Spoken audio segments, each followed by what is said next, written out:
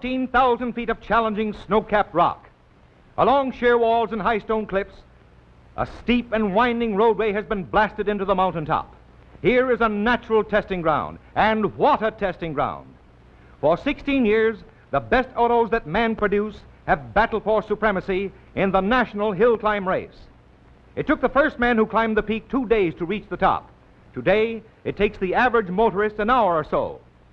3 stock Ford V8 Roadsters did it in less than 20 minutes, but it's a grueling, punishing contest every foot of the way. 3 veterans are ready to start. Here is Glenn Schultz. And this is Angelo Cimino. And this is Bus Hammond, all driving Ford V8 cars. And this year, they shattered existing stock car record for the climb. All 3 of the Ford V8s were strictly stock cars, with optional equipment consisting of cylinder heads with a higher compression ratio, carburetor jets, and bypass valves available for high-altitude driving. American Automobile Association technicians put seals on each car to ensure conformity with stock car requirements. And they're off! Hammond is over the mark first, closely followed by Cimino, and then by Schultz.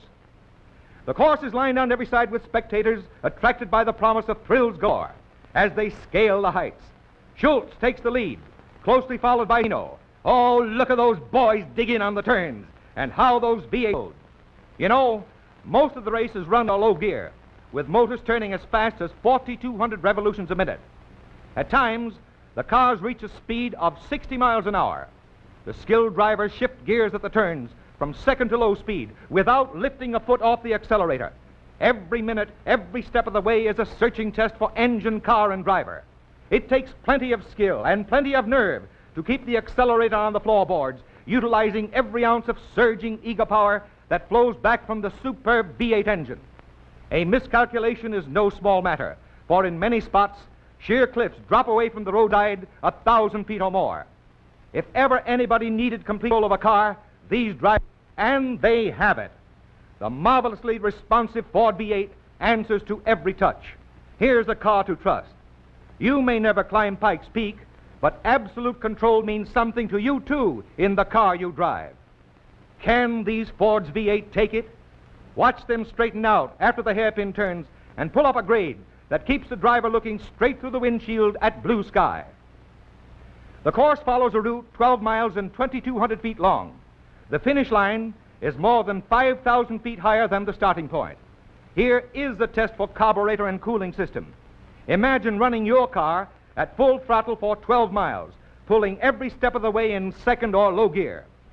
At high levels, water boils more quickly, and yet none of these Fords had any trouble with overheating. Here is a reserve in temperature control that adds much to Ford V8 performance. Under the 3A rules, carburetor adjustments must not be made during this drive from a 9,000-foot elevation to 14,000 feet and more. An almost perfect fuel mixing and distributing system is necessary to travel through such rapidly changing atmospheric conditions.